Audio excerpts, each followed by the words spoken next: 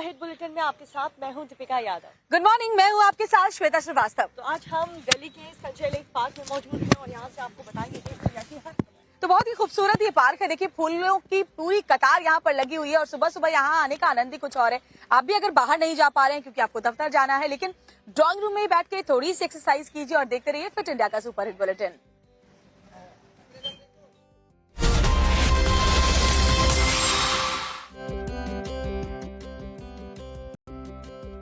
सबसे पहले बात उत्तर प्रदेश के बहराइच की करते हैं, जहां भेड़ियों का आतंक अभी भी जारी है। वन विभाग लाख कोशिशें कर रहा है, लेकिन अभी तक कोशिश में उस तरह की कामयाबी मिलती हुई नजर नहीं आ रही है। जी हाँ, वन विभाग की टीम ये जरूर कह रहा है कि हम जल्द से जल्द इस भेड़िए को पकड़ लेंगे, लेकिन भेड़िए को पकड़ना तो दूर, उल्टा इस भेड़िए ने ही 2 लोगों पर अटैक कर दिया।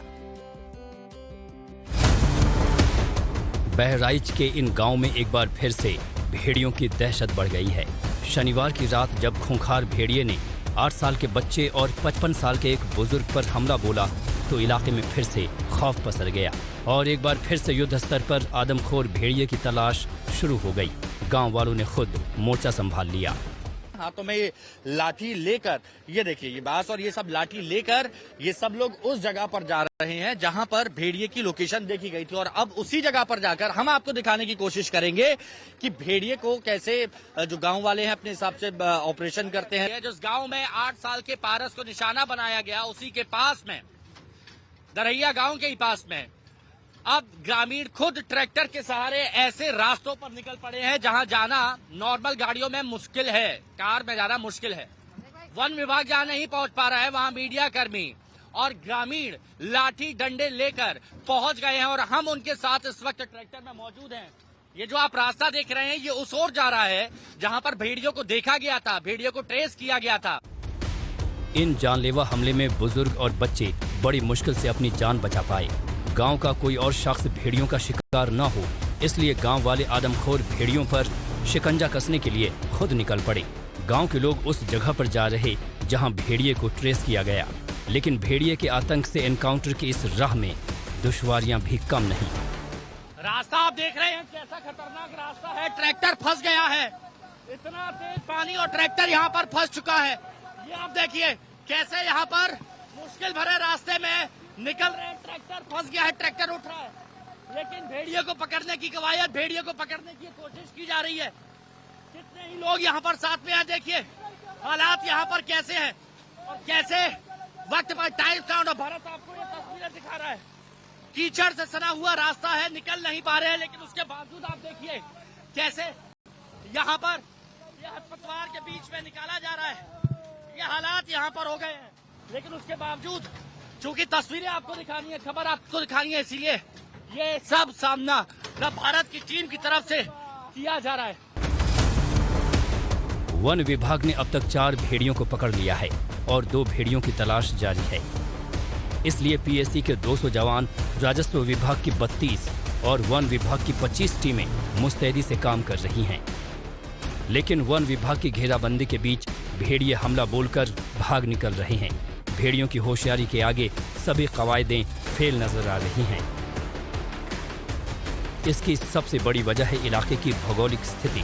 पानी से लबालब कच्ची सड़कें और नदी के कछार का इलाका होने की वजह से वन विभाग की टीम को भी मुश्किलों का सामना करना पड़ रहा है। इन मुश्किलों का सामना करते हुए नव भारत की टीम भी ग्राउंड जीरो पर पहुंची।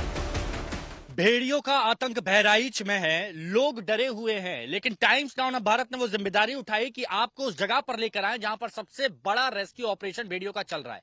और इसीलिए हम गांव से 4 से 5 किलोमीटर ट्रैक्टर में सफर करते हुए जब ट्रैक्टर फंस गया, उसके बाद हम पैदल चले कई किलोमीटर तक और उस जगह पर पहुंचे हैं जो घना जंगल कहा जाता है। और यहाँ पर जो वन विभाग की टीम है वो भेड़ियों को पकड़ने में जुटी हुई। यहीं पर कहीं भेड़िए छुपे हुए हैं और कभी कभार यहाँ पर तेंदुए भी निकल आते हैं। और इसीलिए जब हम यहाँ पर आए हैं तो आप देखेंगे जितने भी लोग हमारे साथ में यहाँ मौजूद हैं, गांव के लोग मौजूद हैं, सबके हाथों में लाठी डंडा है, क्योंकि यहाँ पर वन विभाग ने कहा है कि जब भी जाएं तो कम से कम 15 से 20, 20 से 25 लोग जाएं।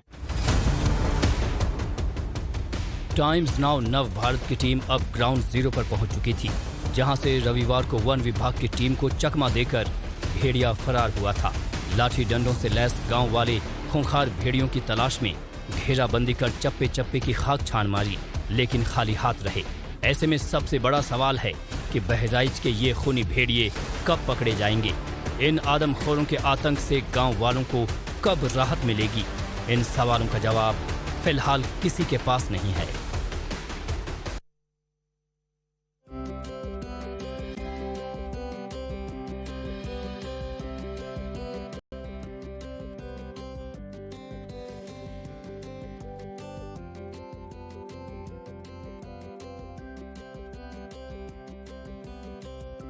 पर महान है, इस बात का ऐलान खुद राजस्थान के शिक्षा मंत्री की तरफ से किया गया है। तो मदन दिलावर ने चेतावनी देते हुए कहा कि जिन किताबों में मुगल बादशाह अकबर का महिमा मंडन होगा उन किताबों को ही जला दिया जाएगा।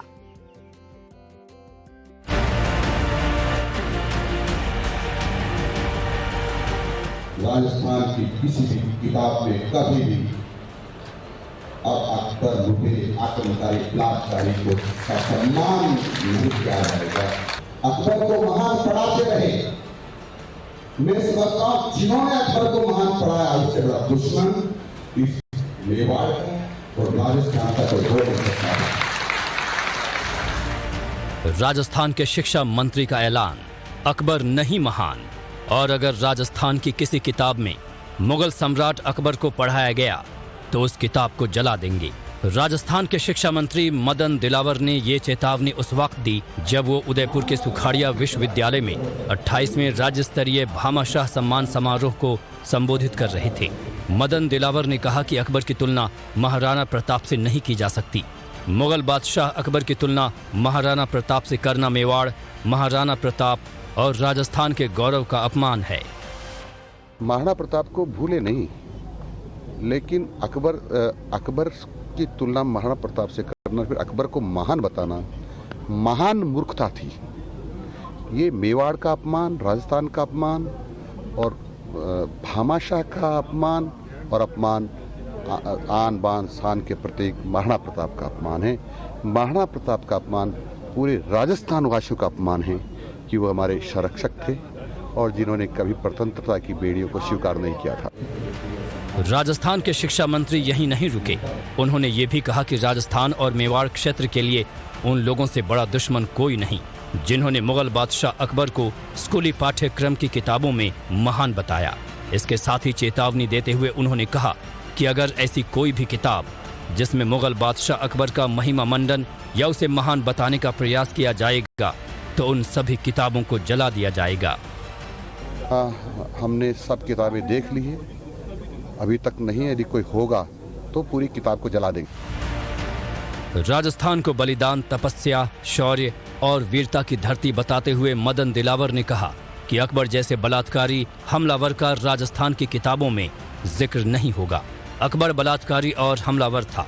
दिलावर ने कहा कि ऐसा इंसान कैसे महान हो सकता है कि जो मीना बाजार लगाता था और महिलाओं को उठा ले जाता था, उसे महान कहना बड़ी मूर्खता है और ऐसे शख्स को किताबों में पढ़ाए जाने की कोई जरूरत नहीं है।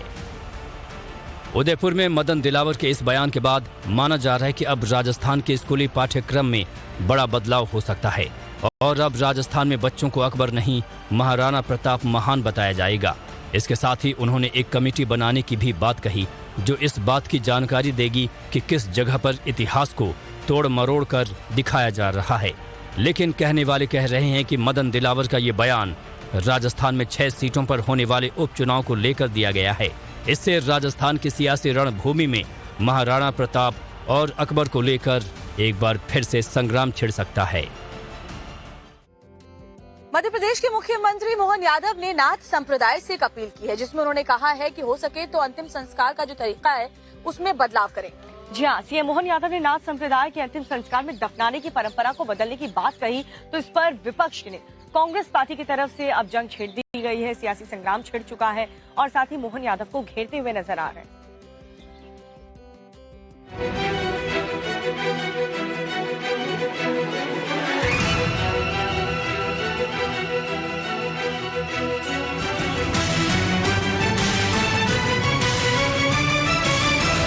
उस दौर में खराब दौर था तो समाधि देते थे।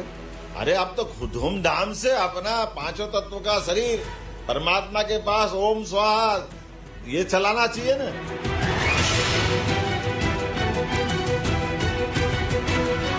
होता आप समाधि बनाते, लोग चादर चढ़ा देते। पुरखे हमारे वो चढ़ा कोई और गया। मौका विमुक्त दिवस पर आयोजित एक प्रोग्राम का था, जहां मध्य प्रदेश के मुख्यमंत्री मोहन सिंह यादव ने नाथ संप्रदाय को अंतिम संस्कार परंपरा में बदलाव का सुझाव दिया, तो उनके इस बयान पर सूबे की सियासत गर्मा गई। मध्य प्रदेश कांग्रेस के अध्यक्ष जीतू पटवारी ने सीएम के इस सुझाव पर मोहन यादव पर जमकर निशाना साधा। जीतू पटवारी ने मोहन सिंह यादव को कैसे घेरा वो दिखाएंगे, लेकिन उससे पहले मुख्यमंत्री का वो बयान सुन लेते हैं, जिसमें उन्होंने नाथ संप्रदाय को अंतिम संस्कार की परंपरा को बदलने का सुझाव दिया। क्या होता आप समाधि बनाते, लोग चादर चढ़ा देते।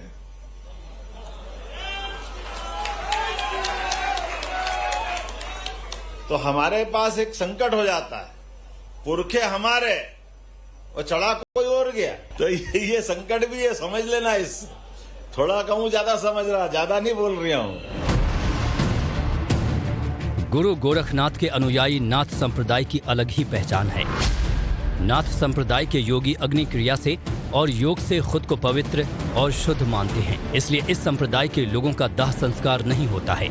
इनके अंतिम संस्कार के दौरान अग्नि का प्रयोग नहीं होता है। किसी योगी के देह त्यागने पर समाधि दी जाती है। अंतिम संस्कार की इसी प्रक्रिया को लेकर मुख्यमंत्री डॉक्टर मोहन यादव ने अपनी बात कही और समाधि की बजाय दाह क्रिया से अंतिम संस्कार करने की सलाह दी, तो कांग्रेस ने उनके बयान का विरोध शुरू कर दिया।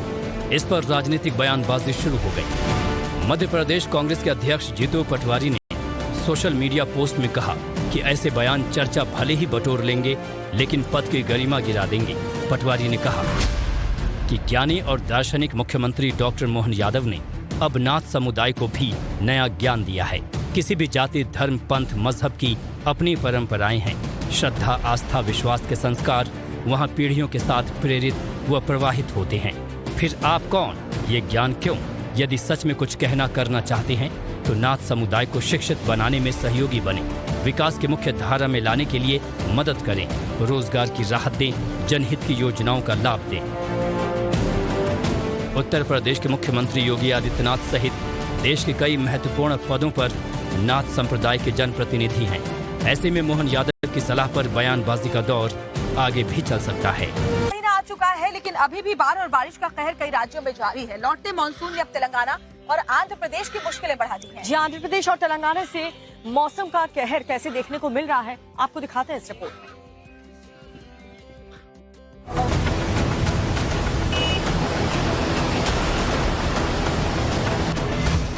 सितंबर में भी मॉनसून क्रांति।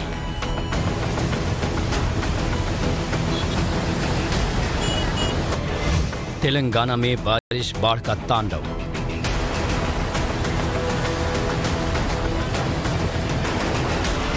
हाहाकारी बाढ़ से खम्मम में कोहराम।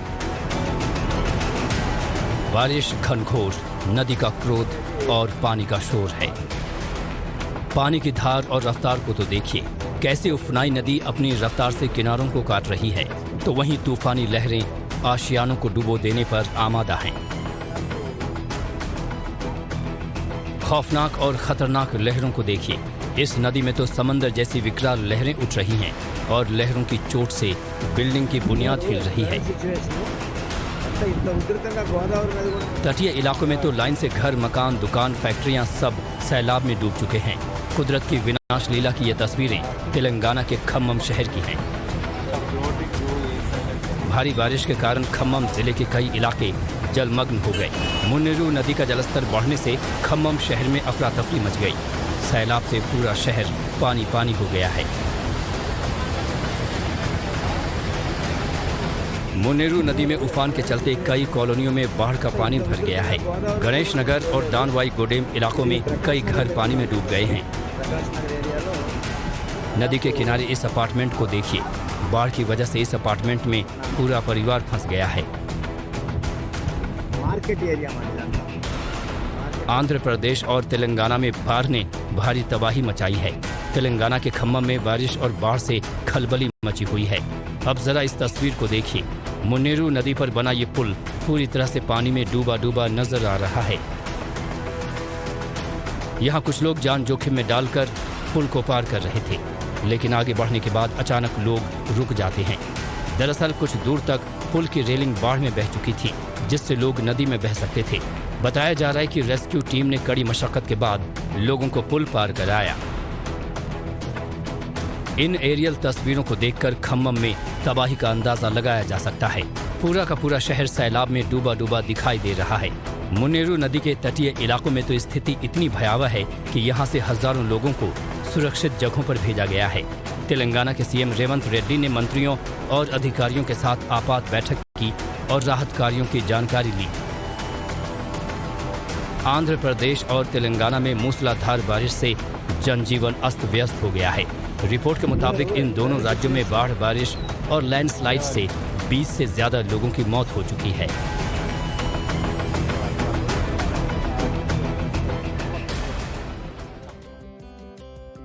अगली खबर आपको गुजरात के द्वारका से हम बताने जा रहे हैं, जहां पर एक तरफ मौसम की मार लगातार पड़ रही है, बारिश हो रही है जबरदस्त, तो बीती रात वहां पर भीषण अग्निकांड की तस्वीर भी सामने आई। पेट्रोल पंप के पास से एक कार आग के गोले में तब्दील हो गई और देखते ही देखते आसपास जो बाइक खड़ी थी उनमें भी आग लग गई। देखिए रिपोर्ट में पूरी खबर। खौफनाक और भयानक हादसा, आग की विकराल लपटें उठ रही हैं, वो भी पेट्रोल पंप के पास। आग की खतरनाक लपटों को देखकर बाजार में अफरा तफरी मची हुई है। पुलिस वालों ने ट्रैफिक को डाइवर्ट कर आवाजाही रोक दी है, तो वहीं फायर फाइटर के जवान आग बुझाने की कोशिश में जुटे हुए हैं। भीषण अग्निकांड की यह घटना गुजरात के द्वारका जिले के खंभलिया की है, जहां चलती कार में अचानक आग लग गई। हालांकि कार में सवार लोग किसी तरह कूदकर अपनी जान बचाने में कामयाब रहे। बताया जा रहा है कि कार संभलिया से पोरबंदर की तरफ जा रही थी, तभी अचानक कार के इंजन से चिंगारी निकलने लगी, जिसके बाद ड्राइवर ने फौरन गाड़ी रोक दी और कार में सवार सभी लोग नीचे कूद गए। फिर क्या था, चंद ही सेकंड में कार आग का गोला बन गई। यह हादसा पेट्रोल पंप के बिल्कुल पास हुआ, जहां पहले से कई बाइक्स लगी हुई थी और आग की लपटों ने बाइक्स को भी अपनी चपेट में ले लिया। इस अग्निकांड में 3 बाइक्स और कार जलकर राख हो गई। चूंकि आग पेट्रोल पंप के पास लगी थी, लिहाजा पेट्रोल पंप के कर्मचारियों में कोहराम मच गया। तो वहीं घटना की खबर मिलते ही दमकल की 2 गाड़ियां मौके पर पहुंची। कड़ी मशक्कत के बाद आग पर काबू पाया जा सका। और खबर आपको उत्तर प्रदेश के आगरा से बताते हैं, जहां एक बड़ा हादसा हो गया। बीती रात एक प्लास्टिक के गोदाम में आग लग गई, जिसके बाद पूरे इलाके में अफरा तफरी नजर आई। प्लास्टिक में आग लगी कैसे और जानमाल का कितना नुकसान हुआ, सारी जानकारी इस रिपोर्ट। आग की ऊंची ऊंची लपटें उठ रही हैं, काले धुएं का गुबार तेजी से फैल रहा है। हर तरफ भगदड़ और चीख पुकार मची हुई है। आग को फैलने से रोकने के लिए आसपास की इमारतों को खाली करा दिया गया।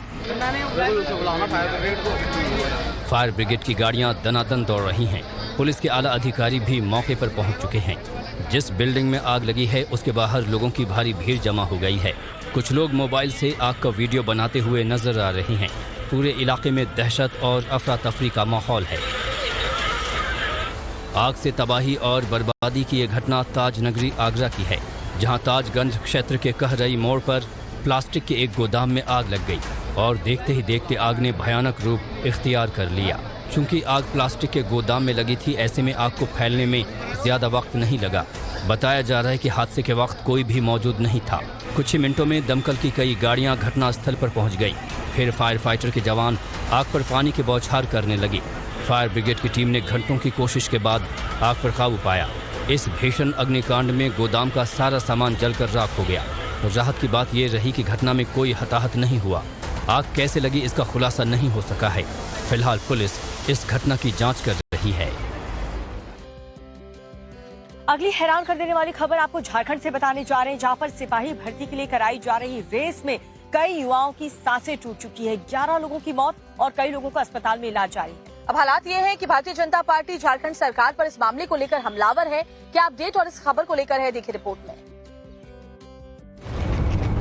अस्पताल में फर्श पर पड़े इन युवाओं को देखकर क्या कहेंगे?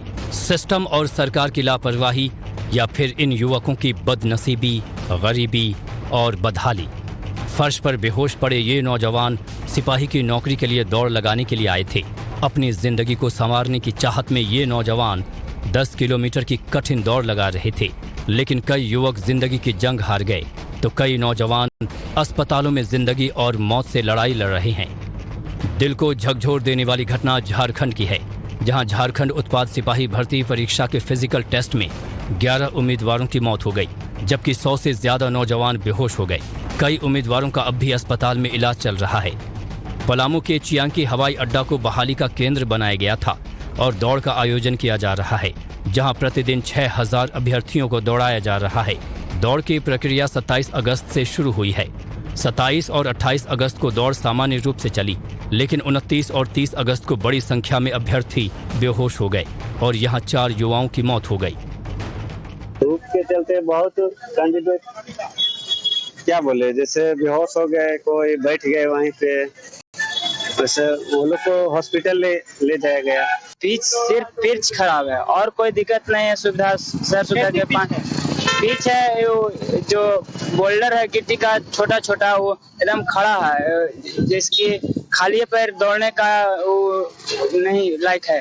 कितना परेशानी हुई जब अगर बात करें, कितना हमको आँख के सामने एक अभ्यर्थी हमको साथ दौड़ ही रहा था, वो बेचारा गिर गया, चलते चलते दौड़ते दौड़ते ही गिर गया। पुलिस भर्ती परीक्षा में छात्रों की मौत पर बीजेपी ने झारखंड सरकार पर निशाना साधा और इसके लिए सीएम हेमंत सोरेन को जिम्मेदार ठहराया है। 4 दिनों में 4 मौतें, इसके लिए कौन जिम्मेवार है? और इतना आनंद फानन में, इतनी कुव्यवस्था के बीच उत्पाद सिपाहियों की नियुक्ति में इतनी हड़बड़ी क्यों? 5 साल के अंतर्गत 5 लाख युवाओं को नौकरी देने का वादा करने वाली सरकार आज इतनी जल्दीबाजी में क्यों है? चुनाव आने वाला है इसलिए, मॉडल कोड ऑफ कंडक्ट लागू होने वाला है इसलिए, एक दिन में 6-6 हजार अभ्यर्थियों को दौड़ाया जा रहा है, वो भी पिच पर, इस गर्मी के बीच। मौतें तो होंगी ही। झारखंड के साहिबगंज में भी फिजिकल टेस्ट के दौरान कई उम्मीदवार बेहोश हो गए। कई नौजवानों का अस्पताल में इलाज चल रहा है, तो वहीं इलाज के दौरान रांची के एक युवक की मौत हो गई। फिजिकल टेस्ट में पुरुष अभ्यर्थियों को 1 घंटे में 10 किलोमीटर और महिलाओं को 40 मिनट में 5 किलोमीटर की दौड़ लगानी थी, वो भी भीषण गर्मी और उबड़ खाबड़ ट्रैक पर। इस घटना को लेकर बीजेपी हमलावर नजर आ रही है। और एक बड़ी खबर आपको बता रहे हैं, आप विधायक अमानतुल्लाह खान ने बड़ा दावा किया है कि मेरे घर ईडी की टीम मुझे गिरफ्तार करने पहुंची है। ये बड़ी खबर आपको बता रहे हैं। इस पूरे मामले में संजय सिंह ने वीडियो पोस्ट किया है। ईडी वाले सुबह सुबह धावा बोलने पहुंचे हैं। अमानतुल्लाह खान की मां को कैंसर है, अमानतुल्लाह की मां का ऑपरेशन शुरू हुआ है। संजय सिंह का ये बयान सामने आया। तो बड़ी खबर आपको बता दें, आम आदमी पार्टी विधायक अमानतुल्लाह खान ने बड़ा दावा किया कि मेरे घर पर ईडी की टीम पहुंची है मुझे गिरफ्तार करने के लिए। और इस मामले में संजय सिंह ने भी एक वीडियो पोस्ट किया है कि ईडी वाले सुबह सुबह धावा बोलने के लिए आम आदमी पार्टी के विधायक अमानतुल्लाह खान के घर पर पहुंचे हैं। और साथ ही ये भी बताया कि अमानतुल्लाह की मां का भी ऑपरेशन हुआ है कैंसर का। बावजूद इसके लगातार प्रधानमंत्री मोदी की तानाशाही और ईडी की गुंडागर्दी जारी है। ब्लड निकल रहा है हल्के। आप अरेस्ट नहीं करने आए तो फिर क्यों आए हैं? अरेस्ट तो करने आए हो आप। 3 कमरों के घर में आम आदमी पार्टी विधायक अमानतुल्लाह खान ने बड़ा दावा किया है कि घर पर ईडी की टीम उन्हें गिरफ्तार करने के लिए पहुंची है। और उनका साथ संजय सिंह ने भी दिया है, जिन्होंने एक वीडियो पोस्ट करते हुए कहा कि मोदी की तानाशाही और ईडी की गुंडागर्दी जारी है।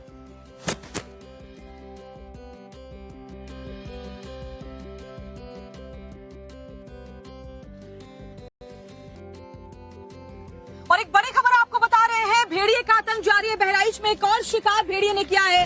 2.5 साल की बच्ची को अपना शिकार इस बार भेड़िए ने बना लिया है। तो देखिए, बहुत ही दिल दहलाने वाली खबर और बड़ी खबर इस वक्त उत्तर प्रदेश के बहराइच से सामने आ रही है। लगातार कोशिश की जा रही है कि भेड़िए को पकड़ा जाए, लेकिन भेड़िए ने कल भी 2 लोगों को घायल किया था। और अब बताया जा रहा है 2.5 साल की बच्ची को ये भेड़िया उठाकर ले गया और अपना शिकार बनाया। तो भेड़िए ने 2.5 साल की बच्ची की जान ले ली और साथ ही आदमखोर ने एक महिला पर भी अटैक किया है।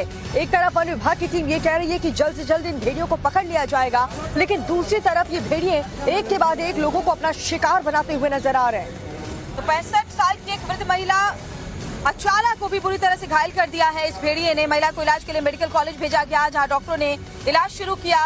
और आपको बता दें कि परिजनों का कहना है कि वृद्ध महिला रात को अपने घर से वॉशरूम के लिए निकली थी, वहीं पर एक भेड़िया आधमका और महिला पर हमला कर दिया।